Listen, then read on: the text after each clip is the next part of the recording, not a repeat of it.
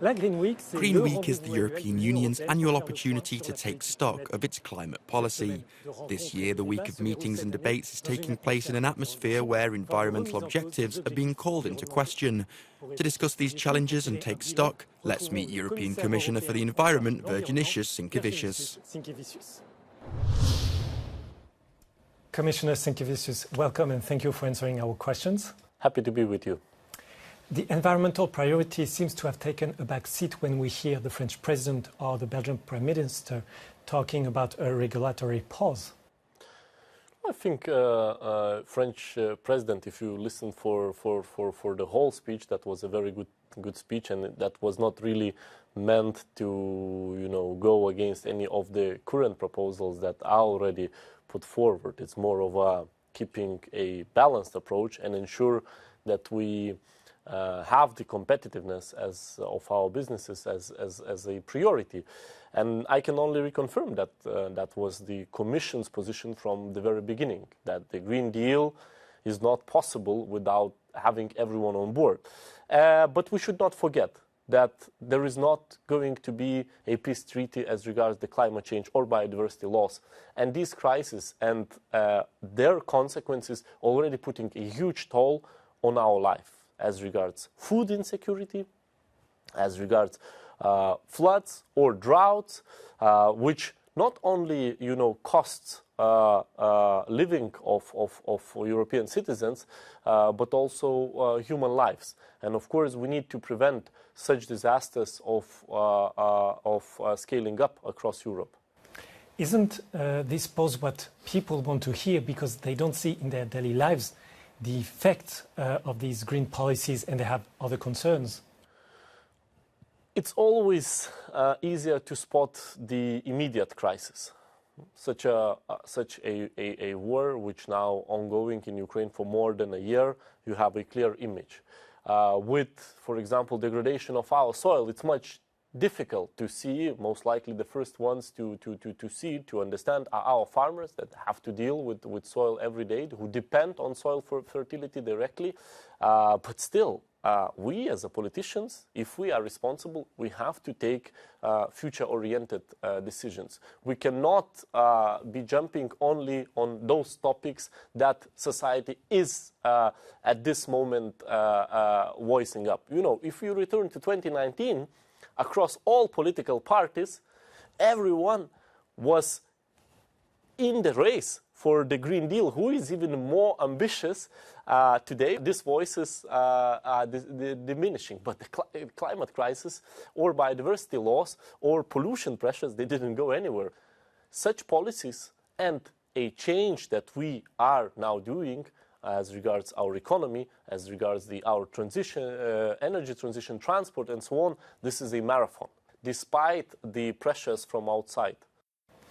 Are the member states still involved? And what about the parliament? Because the centre-right is asking for a moratorium. Is there still a majority in favor of environmental policy? So, of course, first of all, on member states, of course, they are fully involved. Same I see with the parliament. Yes, you always have voices. That's the beauty of the democracy and the parliament. But overall, you have to look if the work is going forward. And I can say that the work is going forward. I always wanted to go faster ahead. So we need to ensure that we are ready, that we are fit for tomorrow. That looks gloomy. And first of all, it looks gloomy to those economic actors that are directly dependent on ecosystems. Our farmers, our fishers, our foresters. 50% of the world's GDP is actually connected to ecosystems. I know it's, something that we take for granted. But at some point, if we lose it, there is not going to be a technology that can successfully replace it.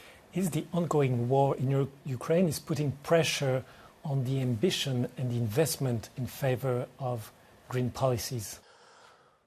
I would say you have to probably split it into two parts. On one hand, it had a very positive effect on our energy policies. So our goals on renewable energy our work as regards the package of REPowerEU, of developing renewable projects, has been, adopted with astonishing speed, and it really showed that, this uncertainty and increased energy prices, they pushed us to look for alternative that would allow us not be dependent on uncertain, undemocratic regimes. Now, when it comes to biodiversity policies, I can only reassure that we don't want foresters out of forest, or we don't want fishers off the sea, or farmers not working their land. On contrary, we want them to do it for many, many years to come, in a way that it's rewarding for them, that it's profitable, in a way that it's not damaging to the ecosystem, so that we ensure long-term sustainability. Will all the text will be concluded before the end of the mandate? If you look at the files that I'm in charge of, circular economy, environmental files, I am optimistic that we're moving ahead swiftly, and I hope that we can successfully conclude. As I said, we need it. We need it due to maintain our leader's position globally. We need it because we were the leading force behind the global agreements, and we need it to secure the livable future for the generations to come. In this difficult context, what are the achievements that are set in stones and that will affect the citizens? I think, first of all, we've done a tremendous work as regards the climate package and Fit for 55 package, which is almost done, and that's a great achievement.